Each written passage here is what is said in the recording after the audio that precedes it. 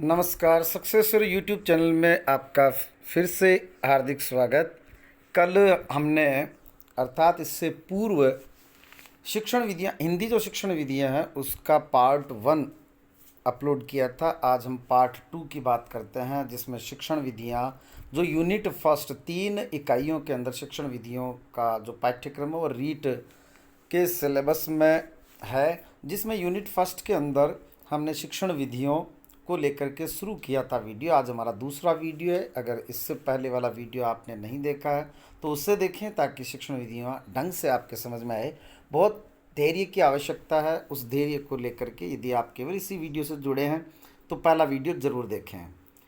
रस विधि, रसास्वादन विधि, इसका उद्देश्य क्या होता है? देखिए, सबसे पहले समझें, रटने के बजाय समझें।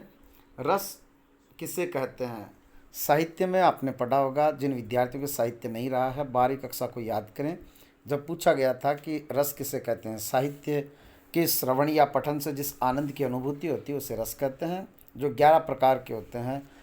किसी कविता को पढ़ करके जोश, वीरता का भाव जब संचारित होता है, वीर रस की कविता या हास्य रस या श्रृंगार रस, भक्ति रस, करुण रस आदि रसों को लेकर के जब कोई कविता लिखी जाती है और उसका अर्थ से मतलब न होकर के केवल उसका भाव, उसमें क्या निहित है, ये बालकों को सिखाना, रसास्वादन, उस आनंद की अनुभूति ये करवाना जिसका उद्देश्य होता है, ऐसी विधि को रस विधि या रसास्वादन विधि कहते हैं। जिसके अंदर अर्थ नहीं बताया जाता, पूरी तरह से उसकी व्याख्या नहीं की जाती। जब शब्दों के जाल में बालक फंस जाता है तो फिर रसास्वादन नहीं होता है। वहाँ उसके अर्थ को रटने समझने बोझिल सी हो जाती है वो कविता, वो काव्य। इसलिए ऐसी विधि जिसमें बालकों को रस का अनुभूत करवाना ही उसका उद्देश्य होता है। ताकि कई बार कहते हैं ना कि जैसे कोई गीत सुना, अब गीत अच्छा गाया अगले ने या बुरा गाया, वो उसके लिए हमें गाना आना चाहिए ऐसा कोई आवश्यक नहीं है, लेकिन उसके लिए समझ होनी आवश्यक है।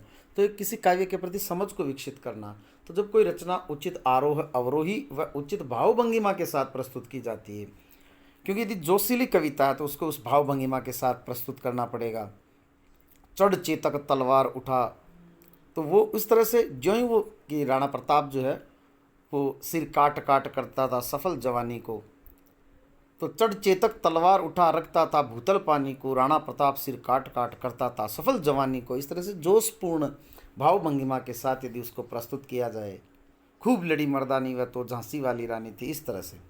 तथा केवल रस अर्थात आनंद की अनुभूति अर्थात सौंदर्यानुभूति हेतु काम में ली जाती है, उसे रसास्वादन विधि कहते हैं।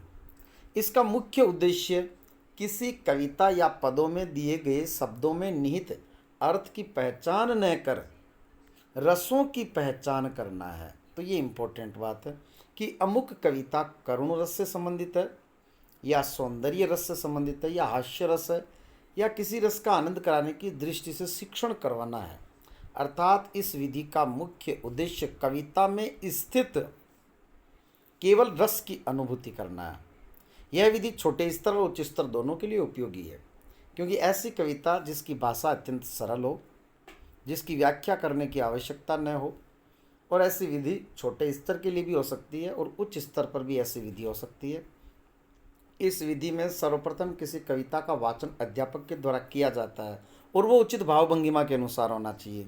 अगर वो करुण रस की है तो उस तरह से बेटी की विदाई अगर कविता है तो उसको उसी लहजे में, ताकि बच्चे उस करुणा को समझ सके। वह पहली पंक्ति से लेकर अंतिम पंक्ति तक वाचन करता है, तत्पश्चात प्रत्येक पंक्ति की व्याख्या करते हुए उसमें से प्रश्न पूछता है। व्याख्या का मतलब यहाँ व्याख्या जो होती है वो बहुत सीधी और सपाट और सरल होती है, जहाँ उसे गहराई में नहीं पहुँचना होता है। अगर प्रश्न इस तरह से आ जाए, सीधा पूछ ले कि क्या रसास्वादन रसास्वादन जो विधि होती है उसमें काव्य की अर्थात कविता की व्याख्या होती है, तो हमें ऐसा बताना कि व्याख्या नहीं होती है। प्रश्नोत्तर विधि के माध्यम से, प्रश्नोत्तर विधि के माध्यम का अर्थ ये है कि प्रत्येक पंक्ति को, जैसे खूब लड़ी मर्दानी वह तो झांसी वाली रानी थी, बुंदेले अरबोलों के मुँह हमने सुनी कहानी थी, खूब लड़ी मर्दानी वह तो झांसी वाली रानी थी। तो हमने किसके मुँह से ये कहानी सुनी है? कि कि बुंदेले अर्थात बुंदेल वासियों के मुख से मर्दानी कौन लड़ी थी, झांसी वाली रानी। झांसी वाली रानी का नाम क्या था, लक्ष्मीबाई। ऐसे प्रत्येक पंक्ति में से वो प्रश्न पूछता जाता है और केवल प्रश्नोत्तर विधि के माध्यम से उस कविता का अर्थ बताता है, उसका गहराई से अर्थ नहीं बताता है। बालक कब, जब भाषा सरल हो। जब भाषा बहुत जटिल होती है उसे रसास्वादन विधि से नहीं पढ़ाया जा सकता। बालक हर पंक्ति में पूछे गए प्रश्नों के उत्तर देता रहता है और उसमें निहित अर्थ को ग्रहण करते रहते हैं। इस विधि में कविता के मूल भाव को छोड़ करके शब्दों की विशेषताओं का वर्णन किया जाता है।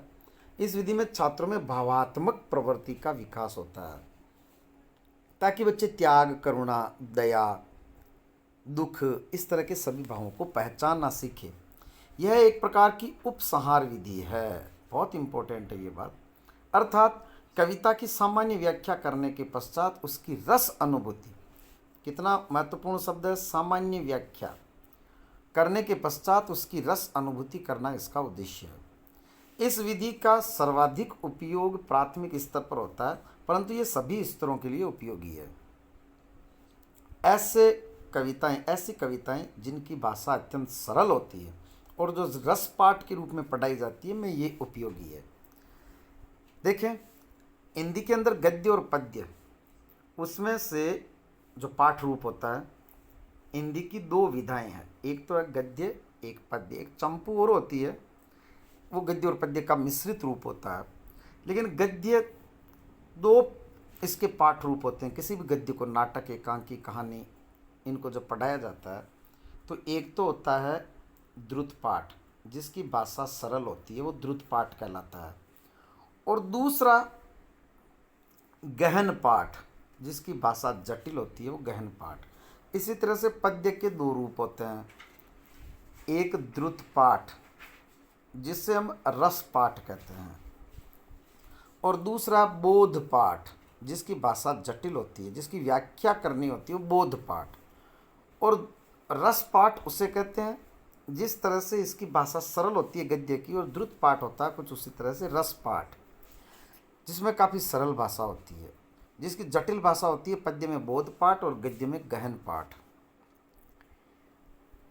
तो जिसकी भाषा सरल होती है, रस के पाठ के रूप में पढ़ाई जाती है, में ये उपयोगी है। इस विधि के माध्यम से मौन वाचन नहीं करवाया जाता, क्योंकि कविता शिक्षण में मौन वाचन नहीं होता है। तो अगर प्रश्न आ जाए तो मौन वाचन कविता शिक्षण में नहीं होगा। कविता मन में पढ़ने की वस्तु नहीं है, उसको भाव पाठ के रूप में पढ़ाई जाती है, में ये उपयोगी है। इस विधि के माध्यम से मौन वाचन, ये पिछले वाली लाइन आ गई, इस विधि के माध्यम से मौन वाचन नहीं करवाया जाता, क्योंकि कविता शिक्षण में मौन वाचन नहीं होता है। कविता मन में पढ़ने की वस्तु नहीं, उसको भाव अनुसार सहज स्वर पढ़ना होता है। जैसा भाव उसी के अनुरूप आरोह अवरोह पूर्व पढ़ना होता है। छात्र यति, ताल, गति आदि सीखते हैं। यति किसे कहते हैं?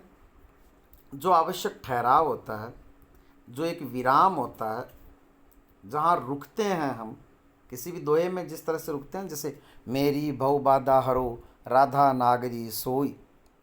सुनना आप ध्यान से, हरो के आगे तनिक अल्प सा हमने विराम लिया है। मेरी भव बाधा हरो, राधा नागरी सोई, फिर रुक गया मैं, जहाँ तन की झाई परे, फिर रुक गया, श्याम हरित दुति हो। तो कहाँ रुकना है? रुकने को इसमें यति कहा जाता है काव्य शास्त्र में। तो उसे इन सब चीज़ों से वाकिफ होना। नेक्स्ट विधि सैनिक विधि। सबसे पहले आप ये समझें, द्वितीय विश्व युद्ध हुआ था, उस समय अमेरिका ने अपने सैनिकों से प्रतिदिन रिपोर्ट स्वरूप वो कुछ मांगते थे कि आज के दिन में क्या क्या हुआ। अब अमेरिका ने अपने सैनिकों को किसी ऐसे देश में भेज दिया और वहाँ कोई अता पता नहीं है कि सैनिकों को 6 माह के लिए रुकना पड़े या वर्ष भर के लिए। अब सैनिक वहाँ पर रुके हुए हैं, मान लो जापान देश में रुके हुए हैं। अब जापान की उनको लैंग्वेज नहीं आती, उनको जापान में आजीवन नहीं रहना है, लेकिन उनको वहाँ आटा चाहिए, तेल चाहिए, खाने पीने की वस्तुएं चाहिए, जो आवश्यक मूलभूत आवश्यकताओं की पूर्ति कर सकने वाले जो शब्द हैं, उनको उनको वाकिफ वहाँ होना चाहिए, वरना उनका काम जो है वो अटक रहा है, बाधित हो रहा है। इसलिए क्या करेंगे, कुछ उनको प्रशिक्षण दिया गया अमेरिकी सैनिकों को, वहाँ की लैंग्वेज के ऐसे शब्द, मुश्किल से 150 शब्द, जिससे उनका काम चल जाए। वो दुकान पर जाकर के आटा, तेल, नमक, मिर्च इस तरह के वस्तुओं को खरीद सके, अपनी बात को समझा सके। उनको वो 100 शब्द रटा दिए। इसी पैटर्न पर सैनिक विधि का जन्म हुआ। इस विधि की आवश्यकता तब पड़ सकती है, फॉर एग्जाम्पल आप टीचर बन गए, आपकी इच्छा हुई मैं बच्चों को शैक्षिक भ्रमण के लिए कहीं ले जाऊं, और इसी ऐसे किसी क्षेत्र में जैसे बांसवाड़ा डूंगरपुर ले गए, वहाँ बागड़ी भाषा चलती है, या पश्चिम बंगाल ले गए, वहाँ न तो राजस्थानी न ही कोई हिंदी समझता है, और वहाँ की जो भाषा है उसको यहाँ वाले बच्चे नहीं समझते हैं। कहीं ऐसा नहीं हो कोई बच्चा गुम हो जाए, तो कम से कम बच्चा ये कह सके, जब तक वो वापस ठिकाने नहीं हो, 2 दिन 4 दिन का समय लग सकता है, बच्चा कहीं गुम हो जाए, वहाँ की पुलिस के हाथ लगे, वहाँ के किसी व्यक्ति के हाथ लगे, तो वो ये बता सके मेरा गांव वो है, बंगाली भाषा में, मेरा गांव वो है, मैं राजस्थान से आया हूँ, मुझे भूख लगी है, मुझे प्यास लगी है, मैं यहाँ घूमने आया था। ऐसे कुछ आवश्यक जो शब्द हैं उनको रटवा दिया जाता है। तो पहली बात ये रटने पर बल देती है। दूसरी बात, व्याकरण अनुवाद विधि और प्रत्यक्ष विधि, इन दोनों के अंदर सिखा दिया जाता है कि जब भी आवश्यकता पड़े आप दूसरी भाषा को बोल सकते हैं, लेकिन सैनिक विधि में पहले से तय होता है कि आपको वहाँ जाना है और उस भाषा को काम में लेना है। अर्थात ये वास्तविक परिस्थितियों में बोलने का अवसर उपलब्ध कराने वाली भाषा है, जिसको अध्यापक मूलभूत आवश्यकताओं की पूर्ति करा सकने वाले के महज कुछ शब्दों को रटाता है। रटाने के लिए वो टेप रिकॉर्डर या रेडियो की सहायता ले सकता है। वो पहले से ऐसे कुछ शब्दों को फीड कर देता है। वो ऐसे बोलता है आटा, और आगे जो है अटवा, अर्थात वहाँ की भाषा में आटा को अटवा कहते हैं। तेल, तिलोन, अर्थात वहाँ तेल को तिलोन कहते हैं। इस तरह से इस विधि का उपयोग द्वितीय विश्व युद्ध के दौरान सर्वप्रथम अमेरिका में किया गया था। पहली महत्वपूर्ण बात, अमेरिकी सैनिकों को विशेष प्रशिक्षण देकर जिस जगह वह सैन्य अभियान में गए हुए थे, उस क्षेत्र के कुछ शब्दों को सिखाकर उनको प्रशिक्षित किया गया, जिनका उद्देश्य था कि वहाँ रहने वाले सैनिक जितने समय तक रहेंगे, इतने समय तक अपनी मूलभूत आवश्यकताओं की पूर्ति कर सकेंगे, जिसके लिए दिनचर्या में काम आने वाले कुछ, ये सेकंड ग्रेड में भी है, जितने भी जो शिक्षण विधियाँ हम पढ़ रहे हैं ये सेकंड ग्रेड में भी है। सैनिक विधि तो अलग से वहाँ जो लिखी हुई है, जिसके लिए दिनचर्या में काम आने वाले कुछ शब्दों को उन्हें रटाया जाता है, और उन्हें रटा कर के टेप रिकॉर्डर आदि की सहायता ली जा सकती है। इसके लिए यह विधि वास्तविक परिस्थितियों में बोलने का अवसर उपलब्ध कराती है। तो यदि प्रश्न पूछ लिया जाए निम्न में से कौन सी विधि वास्तविक परिस्थितियों में बोलने का अवसर उपलब्ध करवाती है, निश्चित बात है वहाँ प्रत्यक्ष विधि, द्विभाषी विधि, सैनिक विधि और व्याकरण अनुवाद विधि ऑप्शन होंगे। वहाँ उत्तर होगा सैनिक विधि। जबकि व्याकरण अनुवाद विधि में बालक सीखकर वास्तविक परिस्थितियों में नहीं बोल पाता। यहाँ तो व्याकरण अनुवाद विधि तो केवल लिखना और पढ़ना यही सिखाया जाता है, जबकि इस विधि से उन्हें शब्दों का ज्ञान इसलिए करवाया जाता है क्योंकि उनके सामने ऐसी परिस्थिति आने वाली है जहाँ उन्हें जाना है। तो इस तरह से ये सैनिक विधि, यदि शैक्षिक भ्रमण पर, एक एग्जाम्पल से समझे, शैक्षिक भ्रमण पर अध्यापक अपने विद्यार्थियों को दूर किसी ऐसे स्थान पर ले जा रहा है जहाँ बच्चे उस क्षेत्र की भाषा नहीं समझ रहे, तो उस क्षेत्र में बोले जाने वाले शब्दों को अध्यापक इसलिए सिखाता है ताकि उन्हें किसी विशेष आशंका के चलते, अर्थात यदि विद्यार्थी वहाँ बिछड़ जाए तो उस क्षेत्र के कुछ शब्दों को बोलकर संप्रेषण कर पाते हैं। सर्वप्रथम सैनिकों पर उसका प्रयोग किए जाने के कारण इसे सैनिक विधि कहा जाता है।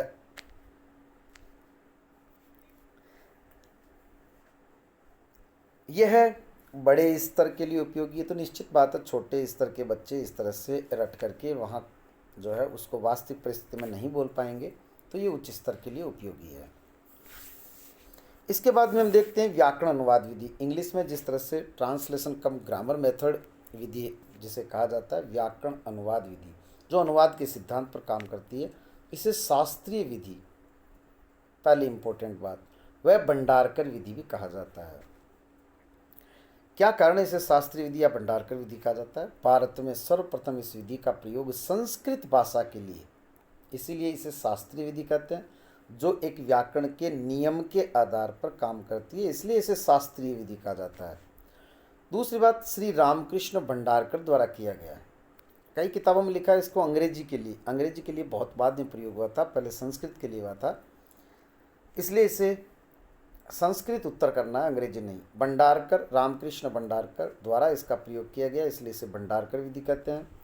यह प्राचीन विधि है जो अनुवाद के सिद्धांत पर काम करती है, तो बहुत प्राचीन विधि है। किसी संस्कृत की किताब में ऐसा लिखा हुआ ये नवीन विधि है तो गलत है, ये प्राचीन विधि है जो अनुवाद के सिद्धांत पर काम करती है। क्या होता है इसमें?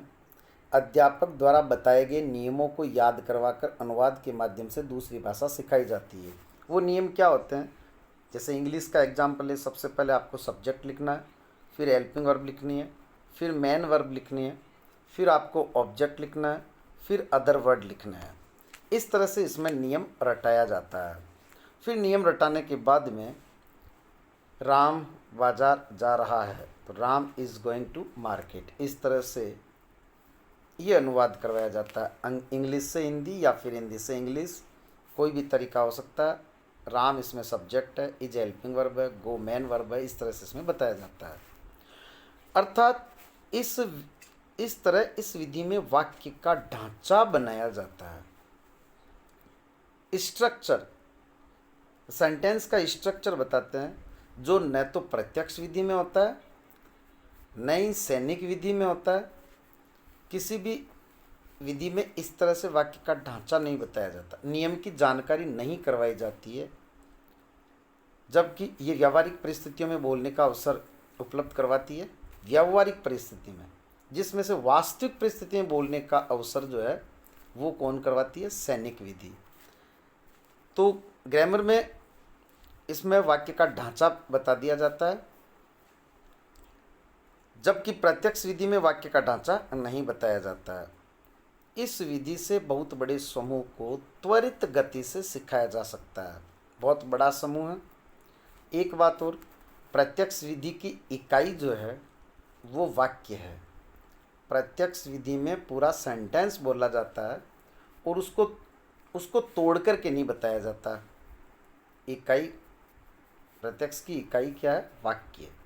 सेंटेंस को तोड़ा नहीं जाता, इसलिए सबसे छोटी जो इकाई है व्याकरण अनुवाद विधि के अंदर जो इकाई है वो है शब्द, क्योंकि यहाँ वाक्य को तोड़ करके कि ये सब्जेक्ट है, ये हेल्पिंग वर्ब है, ये मेन वर्ब है, इस तरह से बताया जाता है। याद रखने व रटने पर बल होने के कारण यह अमनोवैज्ञानिक विधि है। प्राप्त ज्ञान अस्थायी होता है क्योंकि त्वरित गति से सीखा जा सकता है रटा हुआ ज्ञान, लेकिन वो अस्थायी होता है। और रटने पर जहाँ बल होता है वहाँ बालक रुचि कम दिखाते हैं, इसलिए अमनोवैज्ञानिक विधि है। प्राप्त ज्ञान अस्थायी होता है। पढ़ना और लिखना इस उद्देश्य की प्राप्ति होती है, परंतु बोलना व सुनना उपेक्षित रह जाता है। इसीलिए हम आज तक व्याकरण अनुवाद विधि से पढ़ करके इंग्लिश को बोलना नहीं सीखे। पाठ्यक्रम की गति तेज होती है, बहुत शीघ्रता से पाठ्यक्रम हो जाता है। इसके बाद में है द्विभाषी विधि। द्विभाषी नाम से स्पष्ट हो रहा है, दो भाषाएं। प्रत्यक्ष विधि में मातृभाषा का प्रयोग वर्जित होता है। व्याकरण अनुवाद विधि में मातृभाषा का प्रयोग किया जा सकता है। लेकिन अब द्विभाषी विधि में क्या है? प्रत्यक्ष व व्याकरण अनुवाद विधि का मिश्रित रूप द्विभाषी विधि है। प्रत्येक शब्द का अनुवाद तो नहीं होता, परंतु बालक द्वारा न समझे जाने वाले शब्दों को अध्यापक मातृभाषा में बोलता है। और यह विधि छोटे स्तर के लिए उपयोगी है। जहाँ बालक मातृभाषा शब्दों से ही समझ पाते हैं, वहाँ फिर वो अध्यापक है वो मातृभाषा में बोलता है। अध्यापक मातृभाषा में बोलता है। ये विधि छोटे स्तर के लिए उपयोगी है। मातृभाषा का प्रयोग संयमित होता है, पूरी तरह से नहीं होता है, संयमित। फॉर एग्जाम्पल, जैसे एक सेंटेंस अध्यापक जी ने बोला दैट इज़ ए फैन। अब बच्चे नहीं समझे फैन क्या, तो वो वापस क्या कहेगा? पंखा।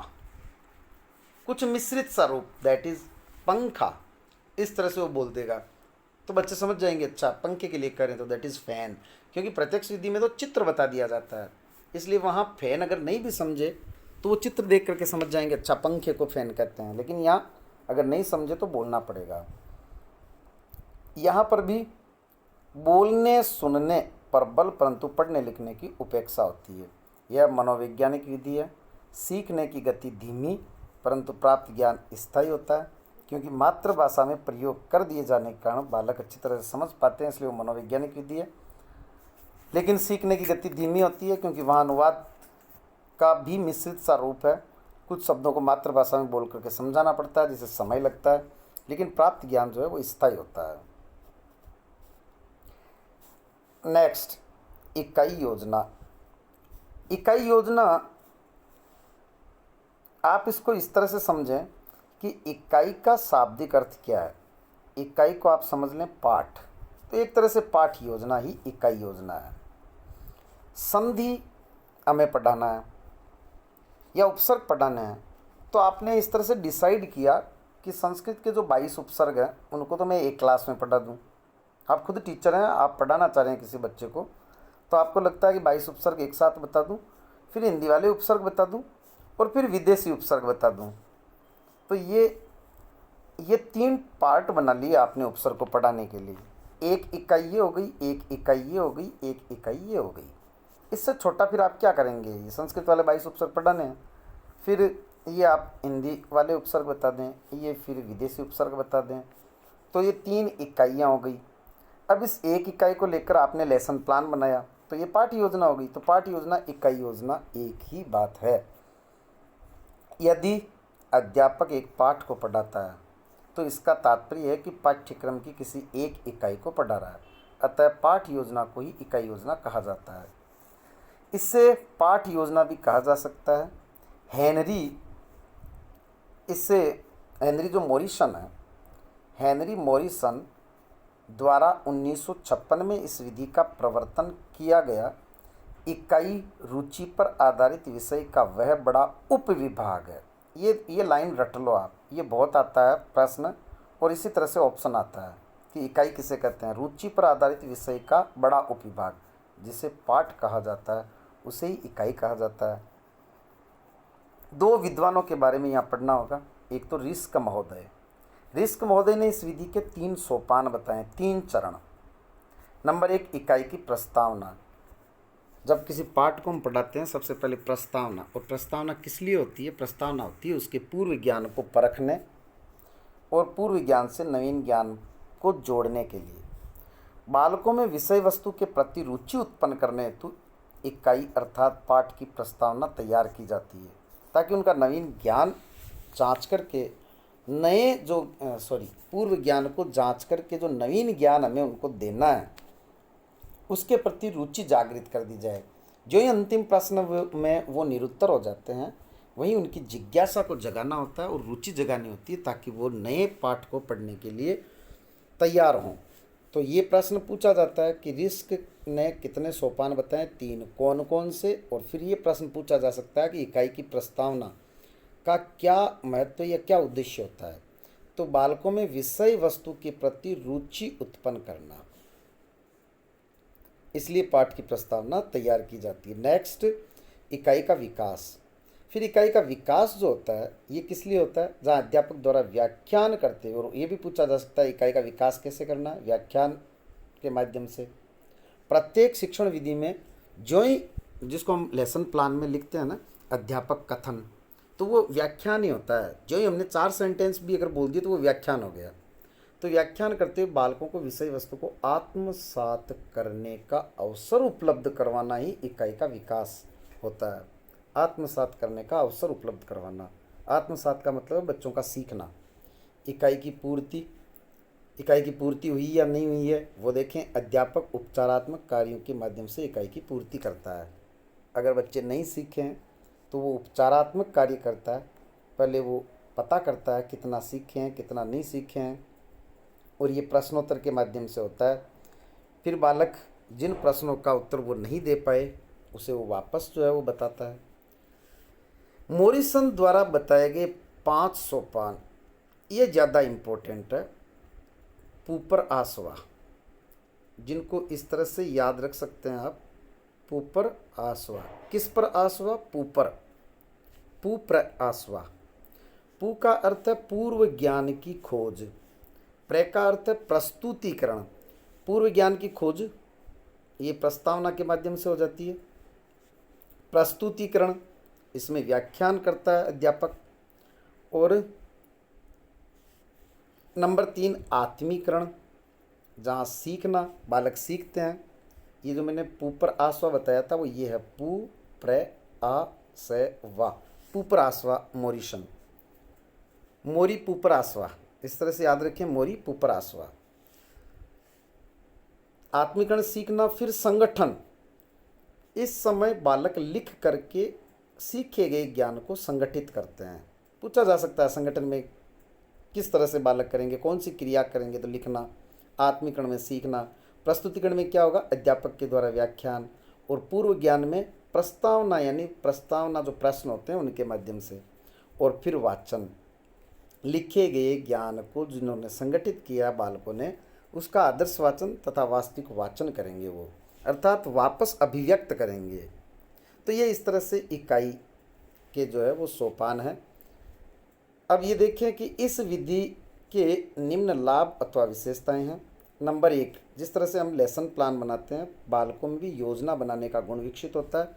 कल को हो सकता है वो कोई बिजनेस करे, तो बिजनेस के लिए भी उसे विभिन्न पार्ट बनाने होंगे कि सबसे मुझे बिजनेस का स्टैंडअप इस तरह से करना है, उसका इस तरह से एडवर्टाइजमेंट करना है, इस तरह से टीम बनानी है। तो ये इस तरह से वो योजना बनाने का गुण उनमें विकसित होता है। स्वाध्याय की आदत बनती है, स्वयं पढ़ने की आदत का निर्माण होता है, वातावरण के प्रति सामंजस्य बनाना सीखते हैं, विषय के प्रति रुचि व क्रियाशीलता बढ़ती है। विषय के प्रति रुचि और क्रियाशीलता बढ़ती है, तो ये इसकी विशेषताएं हैं। नेक्स्ट, दोष, समय अधिक लगता है, क्योंकि योजना बनाने और उससे क्रियान्वित करने में समय लगता है। वह समय निश्चित नहीं होता, एक पाठ का कोई समय निश्चित नहीं होता, पहले से कहीं कोई इस तरह की गाइडलाइन नहीं होती है कि आपको संधि इतनी क्लासों में सिखानी है, सर्वनाम इतनी क्लासों में सिखाना है। सौंदर्य भावना जैसी कोई चीज़ नहीं होती है, केवल उस रटने पर अधिक बल होता है, तो सौंदर्य भावना का विकास नहीं हो पाता। सभी विषयों में ये विधि कारगर नहीं हो सकती है, क्योंकि सभी पाठ को जो अधिगम योग्य है, जो सिखाने योग्य है, उन बातों को इस तरह से पाठ में बांटा नहीं जा सकता, इकाइयों में नहीं बांटा जा सकता। रटने की प्रवृत्ति बढ़ती है, इसमें रटने की प्रवृत्ति बढ़ती है, यही इसका दोष है। मित्रों, इस तरह से शिक्षण विधियों की आज इस क्लास में, कल से तीसरी क्लास, नेक्स्ट जो क्लास होगी उसमें फिर से कुछ शिक्षण विधियों के साथ मैं हाजिर होऊंगा। आप कमेंट जरूर करें, शेयर करें, लाइक करें, और जिन लोगों ने, जो नए लोग हैं, सब्सक्राइब करें। इस वीडियो को अधिक से अधिक शेयर करें, ताकि फिर मैं अगली वीडियो को फिर उसी जोश और उत्साह के साथ आपके सामने लेकर के हाजिर हूँ। धन्यवाद।